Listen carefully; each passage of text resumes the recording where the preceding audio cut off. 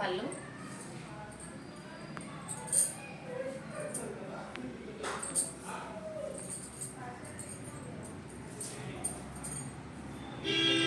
పళ్ళు శారీ అండి.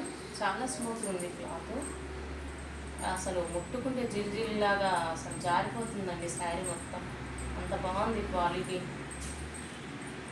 ఇది బ్లౌజ్ అండి. నేను మీ పుష్పారెడ్డి.